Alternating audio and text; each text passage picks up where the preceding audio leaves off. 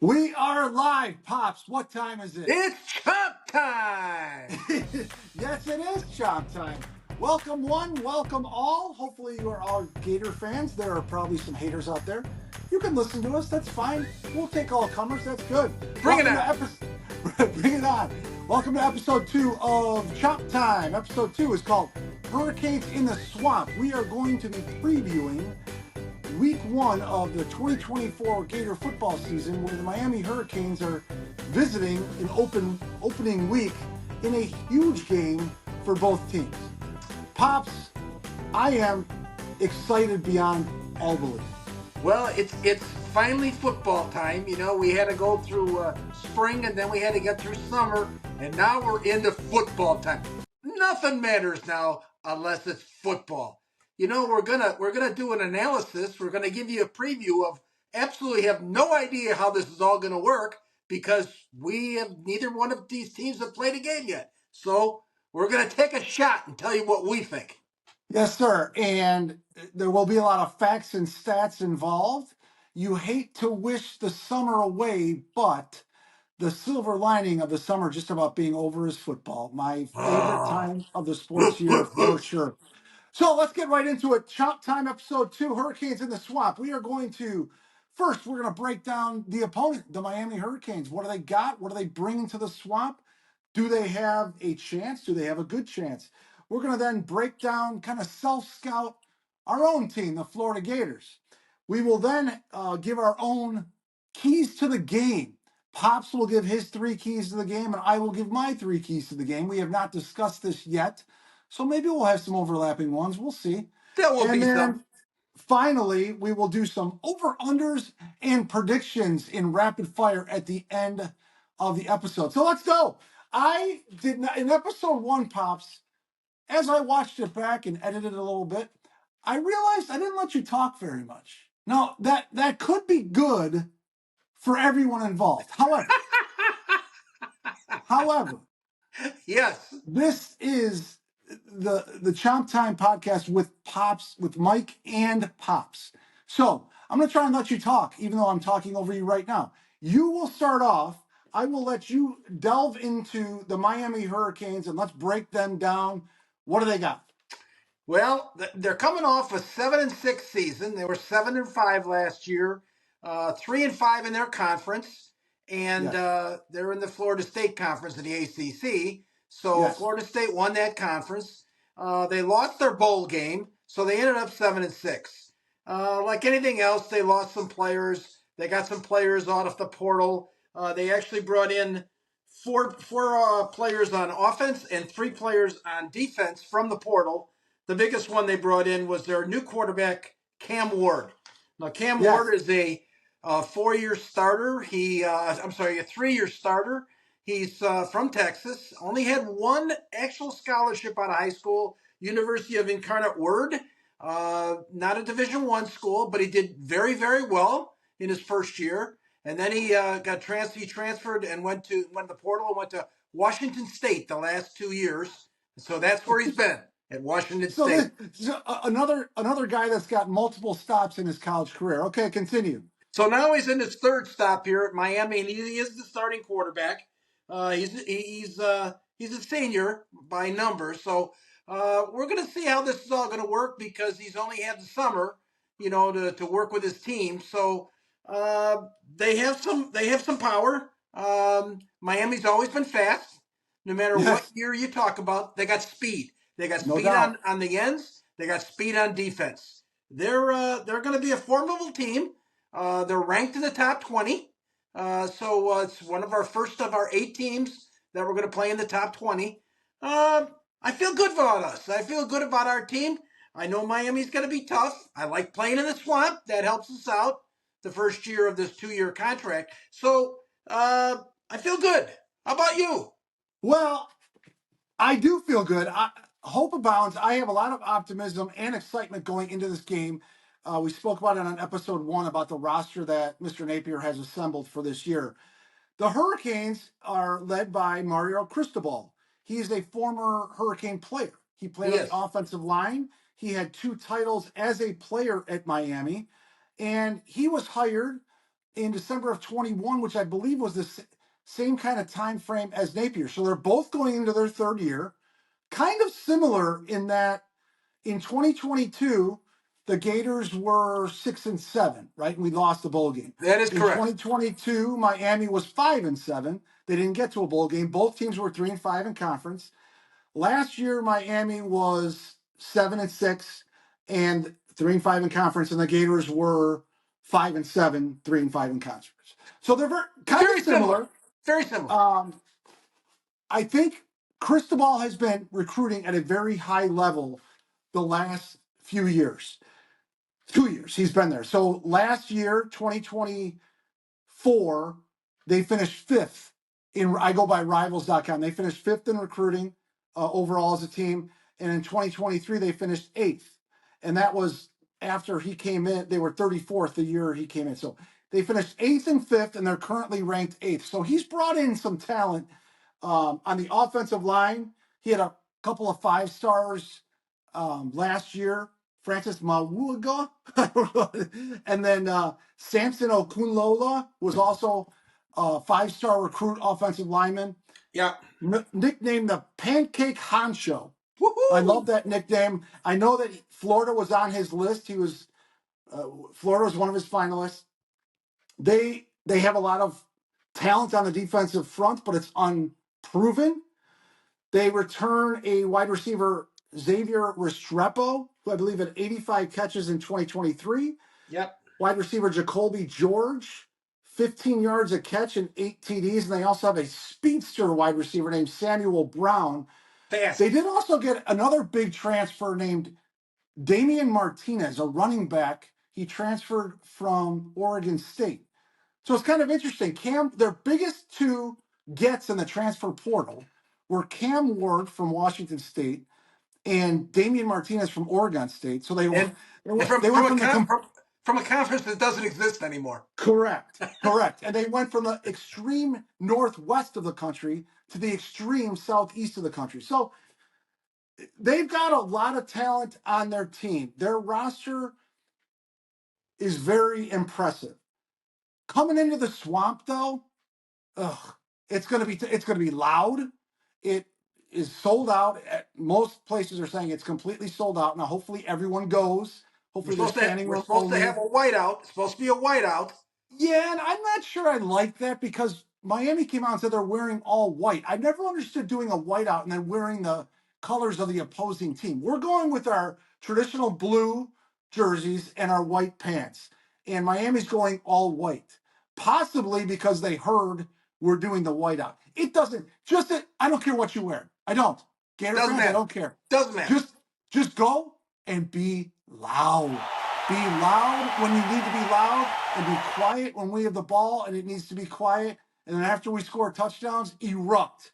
So yeah, they're on similar trajectories, I want to say. Yeah. Cristobal and Napier. These are kind of big years for them. Now, Cristobal is not really on the hot seat like Napier is. He signed a 10-year, $80 million deal in 21. Well, and he's a former player. He's not going anywhere. He's staying. The only way he's leaving is when he decides to leave. Yeah, he's a former player, and he has stocked his team with great recruiting. So hopefully he's not hitting his stride yet, or at least not until after game one. I'd really like to beat them, then they can beat everybody else, and then we'll look even better, right? Yeah, it works for me. So that we'll see. I do want to say a couple things about how he runs his team. In 2023, they averaged 31.5 points a game last year. Their opponents averaged 22.8 points a game last year. Last year in offense, they were 31st overall in the country. On defense, they were 24th. Pretty solid team. Well, now, he came out of the box, and they were 4-0 or 5-0 last year to start the season. 4-0. Yeah. They were 4-0, and then the biggest story of the 2023 season with Miami was the Georgia Tech game. That is correct. They were 4-0 going into the Georgia Tech game. They had the ball and they were winning. The clock was running with 30 seconds left. Georgia Tech had no timeouts. All they had to do was kneel on the ball. They did not. That's They correct. ran a play. There was a fumble. Georgia Tech recovered, ended up winning that game 23-20. And 100% Miami had that game, just had to kneel on the ball. So And I'm sorry, that's coaching. it is. That is coaching. Yes, that's 100% coaching, and that disrailed their season. They ended up going 7-5. They lost in a bowl game to Rutgers, but they were supposed to be 5-0 after that game. They were 4-1, and distractions settled in with that game. Now, they last year they had 258 yards passing per game, and they had 173 rushing yards per game. Their offensive line has got some beasts, and they like to run the ball. 173 yards rushing per game is really good. That's a lot. So we'll get to that later. But that's what he does. He pretty much, they're going to break it down. They want to be 250 and 150. That's how they run their offense. I think Billy Napier is kind of similar, but so that's Yes. kind of a breakdown of Miami and what they're looking to do. The 5-time national champs, Miami Hurricanes, coming into the swamp. They dominated in the 80s and early 90s. It's been a long time since they were relevant. Let's keep them irrelevant for at least one more week. Go Gators. Go Gators. So let's move on to breaking down Florida. I'm going to let you start again. Well, we're pretty well set. I mean, as far as we got Graham back as far as our quarterback, so it's his second year. He did a tremendous job. Nobody expected he would do last year, based on what he had done at Wisconsin. So, For sure. we got some good things going there. We got Wilson as a wide receiver who just was phenomenal last year, and he's going to even be better this year. Okay, I think so. Brodingham as the tight end. He came out of the woodwork last year as a freshman. Was really, really, really good. He Yes. reminded me a little bit of one of the tight ends we used to have. He's got pretty good hands. I like how he runs. He's a big guy. He's a big Like guy. which tight end are you talking about? Well, we had a tight end that's playing in the NFL right now. He's not in the same caliber at this point, but he's physically as big as that one Miss tight end. Mr. Mr. Pitts. Pitts. All Yes, right. sir. I mean, You know, they're comparable. And Montreal at running back, I'm not worried about his injury right now. The word is it looks like he's playing. He's going to Yeah. start. So Yeah. everything looks good. We got 3 tremendous backups. These kids are fast. We got some speed now. We Yes. got some other ends. We got Jackson on the other end. We're in pretty good shape. What I'm concerned with is not our offense. I'm concerned about our defense. And the Right. one thing that you always talk about is I'll be watching the game and you'll text me and say, how's this guy a defensive back for us? How is this? He's getting beat every time. So my big concern this year is our defensive backs because we're going to be playing some high-powered quarterbacks and we're going to be getting passed on all game long. Our defensive backs, our free safety have to be tough. They have to hit hard and they have to defend. And this is going to be a tough season for them, but we got some talent. Okay, they've got a years worth of experience in the offense and the defense that we're putting out there right now. So I feel confident about our defense, our special teams. I feel real good about our special teams. Our kicker's back. He had a tremendous job last year. We've been blessed with kickers. We got a couple kickers in the NFL. We've got some good kickers. McPherson. Who's the kid in Carolina or Eddie Pinedo. Eddie. We got some kickers that have done really Yeah. well here. We got another one right now, so I feel real good about that. Go ahead. Well, yeah. Staying on the defensive side of the ball real quickly, Shamar James is probably the leader on our defense, if I were to guess. Linebacker, 5-star recruit, picked us over Alabama a couple of years ago. He was hurt for the second half of last year, and he was absolutely missed. And he's back. Apparently, he's fully healthy. He is ready to go at linebacker. And join him is a transfer, Joey Slackman, who everybody wanted as a DT in the portal. We have Devin Moore at one corner, who's getting raves all over the place about being an NFL corner from one of his teammates. Trey Wilson says that, he locks him up now. Jason Marshall, listen, I have been very tough on this young man. Ooh, brutal. Jason Marshall last year was awful. I'm going to say he was awful at least half the time. He would overrun. His guys caught the ball all the time. He did not look anyone interested in tackling, but he's getting a lot of praise. He has improved his game in the offseason. That remains to be seen. You know, Pup Howard is another transfer linebacker. We got Asa Turner, a transfer safety. These are proven guys. Tyreek Sapp on the line. do you know what they say? 88 Do you know what they Cam say? Jackson. You know what the good thing about a freshman is? They They become a become soft. sophomore. That's it. Another year in the weight room, another year of hearing and seeing tape and learning the position so you can play more with reaction time so you can move around faster instead of using your brain. Um, I need yeah, more and interceptions. I need more turnovers. I need these guys to start grabbing the ball. yes, I want to see on our defense before I go to offense. One thing I'm looking for definitely is missed tackles. For the last Oh, 15 years, I feel like I don't know where there's a stat. There's probably a stat out there somewhere. We have to be in the top 10 of the country in missed tackles, total missed tackles, like over the last 10 years. I am looking for guys to wrap up.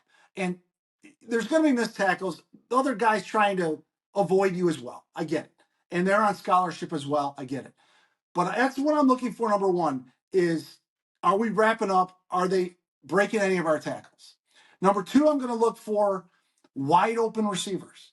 If a guy out jumps us, or if there's a pinpoint laser throw by Cam Ward that is just better offense than better defense, you tip your hat, right? But you don't want to see, especially in week one, it happens to lots of teams, defensive breakdowns and missing the signal calls and all that. I want to see that we start off right away. This is not, Ball State. This is not Northern Illinois. This is not, I don't want to rip on smaller programs, but this is not a preseason game. the one thing I don't want to see, I don't want to get beat deep. I am sick of us getting beat deep, and mostly it's because somebody's not playing the right position.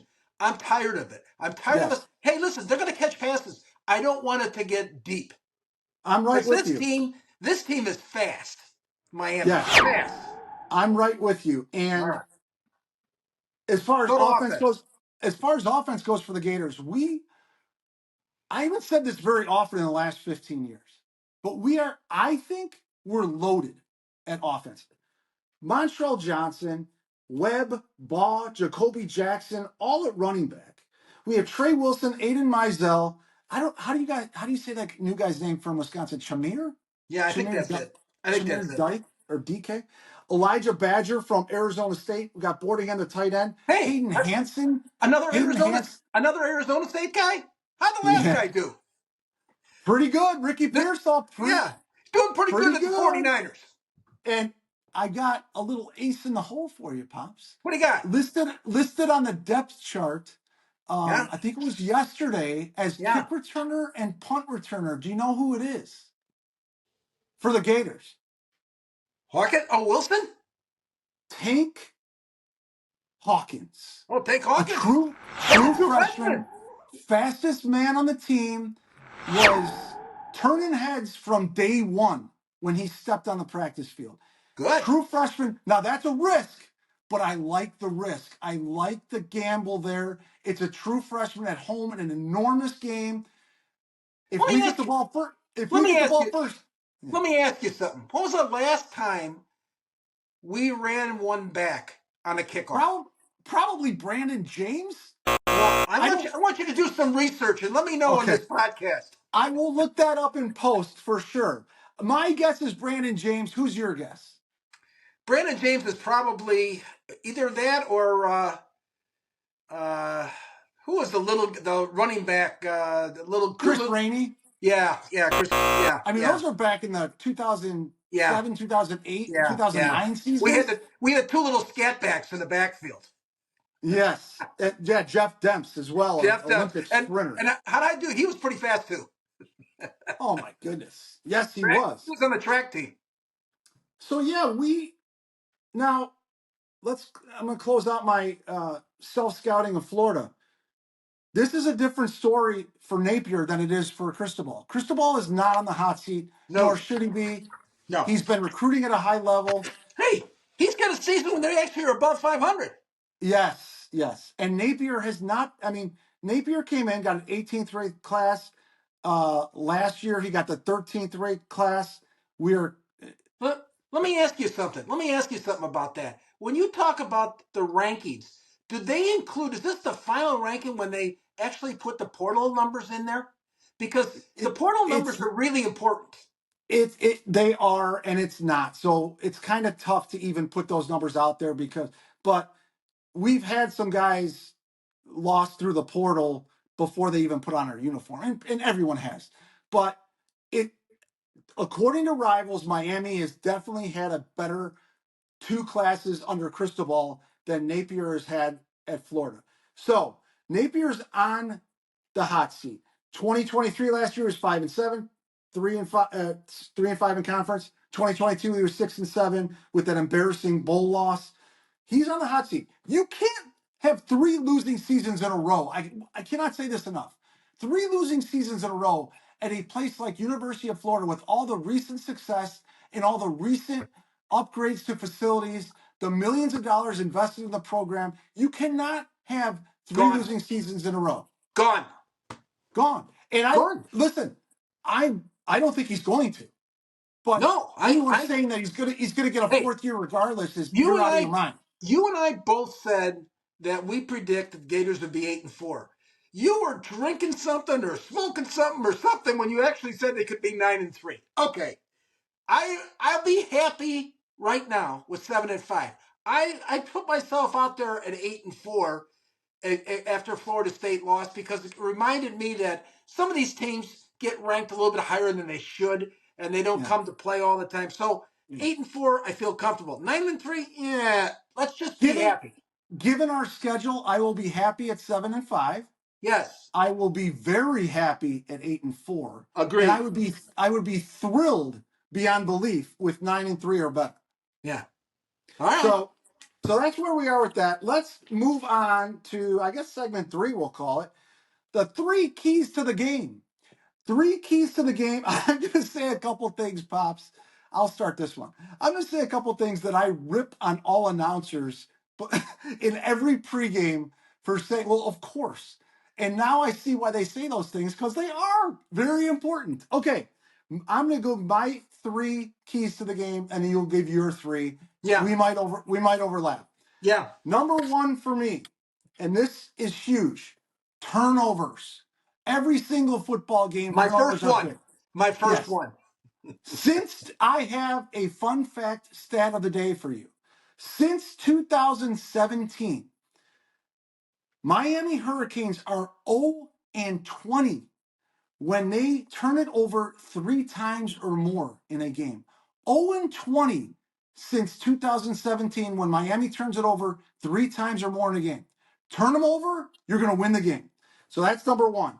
B, secondly, the trenches. Is that yours too? You got that as well? Protect Graham. You have to protect Graham. We Yeah, don't have a chance unless he's protected. yeah. Our offensive line has guys like Barber and Slaughter and Damian George. They have SEC experience. They are talked about in a very positive light, both within the program and outside the program. Everything I read said we have a very solid offensive line. You're going to have to prove it in the trenches because Miami's got some beasts on the defensive line. They're new, they're young, but they are hungry. So the trenches and on both sides of the ball as well. If we can put pressure on Cam Ward, with all their highly recruited offensive line on the Hurricanes, it's going to be a long day for him. Listen, I'm looking for something kind of what you're talking about in the trenches. I want us to have at least 2.5 sacks. I want us to have some sacks. We need these defensive ends, okay, Yeah. to start really going after. We haven't had many sacks. there's a lot of things we haven't done. We haven't had a lot of turnovers lately. They're We haven't yep, had a lot of sack. We need to sack the quarterback, and we need to they're do it early in the game. yep, they're game changers. And I will finish up with my three keys to the game. The third one will probably be different that I'm about to say than you have. The third one for me, the key to the game, is Graham Mertz. Okay. Graham Mertz has been very vocal the entire offseason as our leader, saying, bring on the schedule. That's why I came to Florida. That's why all my teammates came here. We want to play the best. We are looking to play the best. Apparently, he has looked spectacular. Hold on. Spectacular in camp, really, blending with the new guys that came in, the Yeah. receivers. Yeah. So his leadership, and if he can provide maybe not a perfect game, doesn't need a perfect game, but as much as mistake-free football as possible, and his leadership, we are good to go. So those are my three keys to the game. Did you want Well, to piggyback on? you already hit two of the three of mine. My last one is, listen, this is make it or break it. So you know what my last one's going to be. Okay. Coach Napier, the game plan has to be spectacular. We have. Okay. I'm tired of these the wide receiver screens and all that. Give me something, okay? We need the script of 20 plays to be spectacular. He needs to call an unbelievable game because everything is on the line right now, and the first game is going to show everybody what we got and what we don't got, okay? So this is all on Coach Napier as far as I'm concerned. It is the players, don't get me wrong, but he's the one who chose these players. He's the one who puts the game plan together. Here it is, okay? And he's yes. And he's And on the line. yeah. And he's had an entire offseason knowing our opponent. Yes. It's 2024. You can watch film all day. You've had a ton of early entrants. So you've had your entire squad for I'm most ready now. of. I'm ready. Let's go play right Oh, now. I'm ready. yeah. So just to recap, our three keys to the game. It's going to end up being four because we both say turnovers, trenches. I say Mertz's leadership, and you say Napier's game plan. Uh, can't agree with you more there. There's going to be a couple moments in the game where he is going to have to come up with either one, a very gutsy decision, and or a Well, call. let me end on this part right here with this game plan thing. If there's one thing I really like about Napier, 4th and 1, he's been going for it, and it doesn't really matter where on the field he is. He's doing this, and he knows he has to because listen, if you can't make a yard, give me a break, Yeah, okay? you don't deserve to win. A lot of teams are doing the same thing. All right, let's go to the next one. Yeah, I mean, yeah, just I agree with you I'm ready. wholeheartedly. I'm I'm fired ready up as now. well. So we're going to end off this episode with a rapid fire segment that Pops, I told him a little bit about, but I expanded on it. And I know you're not going to be happy, and that's too bad. Let's That's too go. bad. Let's go. We're going to do some over-unders. Our predictions on over-unders, I've got 10 of them. And Okay. then our final prediction for the score. Yes. So I'm going to give you some stats or things, and you're going to say over or under. Are you ready? There's 10 of them. Let's go. Quarterback Cam Ward of Miami, 300 yards all purpose, over or under. He does scramble a little bit here and there. Under. 300 yards all purpose, over or under. Under. Under. I have under as well. Damian Martinez, running back, another transfer to the Hurricanes, highly touted. Running back Damian Martinez, 100 yards rushing, over or under. Over. I have over as well. When we give up running backs 100 yards or more, it's usually not good. However, Miami loves to run the ball with their Right. offensive line. Right. So I think even if he gets 100 yards, we can still win the game. But I do think he's going to go over. Yeah. Yeah. Graham Mertz, quarterback Gators, 250 yards passing, over or under. Over. I've got the over as well. I believe a big day for Graham Mertz and the Gators coming. Wide receiver Trey Wilson of the Gators. Over under 1.5 touchdowns. So is he going to score one or less or two or more? I'll go over. You think he's going to score two touchdowns or more? I think so. I've got under. I've got him having a decent day. He's probably going to be they're going to Okay. have their eyes on him. But I All have him right. scoring 1 touchdown. That's fine. Gators total points. 27. The line on this game, Pops. Let me just hold on 1 second. The line on this game is 2.5. The over-under for this game is 54.5. So if you put those numbers together, Vegas is basically saying they think Miami's going to win this game 28-26. Yeah, I got over. Okay. So so my over-under for Gator points is 27. You've got the over for Gator scoring more than 27. Over. Okay, I got the over as well. Hurricane points, I've got 27 for them as well. Under. Over or under for them. So Under. you're saying under. Under. Now, do you think it's going to be way under? How's our defense going to play? You'll see my final score. All right. Here's a couple of fun ones. In-game Tim Tebow references. In-game, not pre-game, not halftime. In-game Tim Tebow references, 4.5. Over or under? Oh, I'll go under in that one. Okay, I have the over. They love Tim Tebow. They will do. They will compare our two quarterbacks to when he was with Lee. But remember, we're on ABC, not CBS. No, that's true. All right, announced crowd at the Swamp. It's been told that it's a sellout. Our sellout number is 88,548. So I'm going announced crowd 88,500, just in case Over. people don't show We're up. over 90,000. Okay. I'm going over as well. It says online that the max capacity of Ben Hill Griffin Stadium is 88,500 or thereabouts. I'm going over. The Yes. scuffles in the game between players, it's got to be not just a little push. There's got to be 4 or 5 guys involved. Scuffles in the game, 2.5. Over or under? I'll go under. You're going to go under. You think that both teams are well coached, well disciplined. I disagree with you wholeheartedly. It's going to be hot.